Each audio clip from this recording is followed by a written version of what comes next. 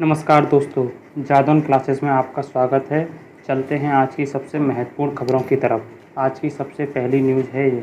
नरेंद्र मोदी जी के द्वारा कोविड-19 की जांच करने के लिए 3 लैब्स का उद्घाटन किया गया, जो 10,000 टेस्टिंग डेली करने की क्षमता रखती हैं।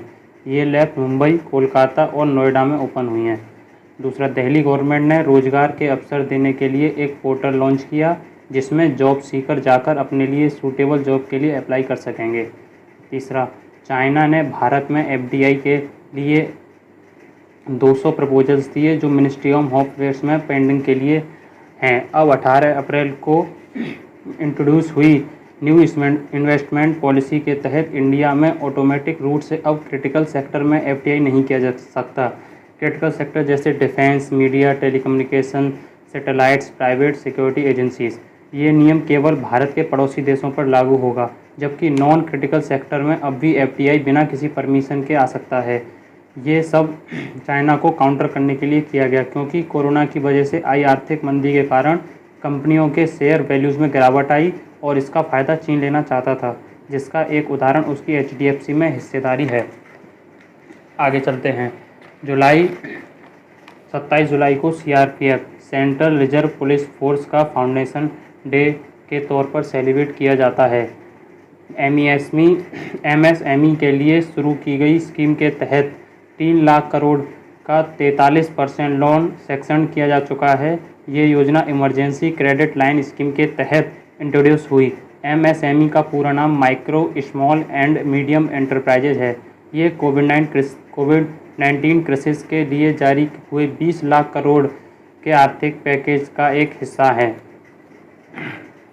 आगे चलते हैं। इंडियन गवर्नमेंट ने फिर से 47 एप्लीकेशन को बैन कर दिया। ये चाइनीज़ एप्लीकेशन थे।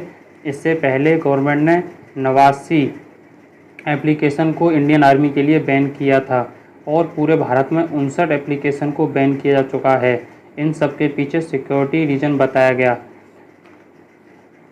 आगे चलते हैं। पृथ्वी विज्ञान मंत्रालय ने मौसम मोबाइल ऐप का उद्घाटन किया, जिसमें मोबाइल से जुड़ी जानकारी साझा किया करेगी। जल जीवन मिशन के अंतर्गत राजस्थान को इस वर्ष 2,522 करोड़ रुपए दिए गए और 21 लाख नल कनेक्शन देने का लक्ष्य रखा गया। यहाँ के सीएम अशोक गहलोत हैं, जिनकी सरकार को लेकर काफ़ी विवाद चल रहा है। भारत का रेमिटेंस 25% तक इस फाइनेंशियल ईयर में घट सकता है।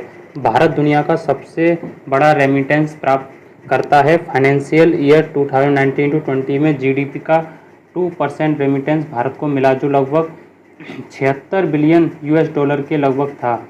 इसके पीछे 2 कारण बताए जा रहे हैं। गल्फ कंट्री में कोविड की वजह से ऑयल प्राइसेस में भारी गिरावट आई। दूसरा, विदेशों में नौकरी करने वाले भारतीयों की कोविड क्राइसिस की वजह से नौकरी चली गई।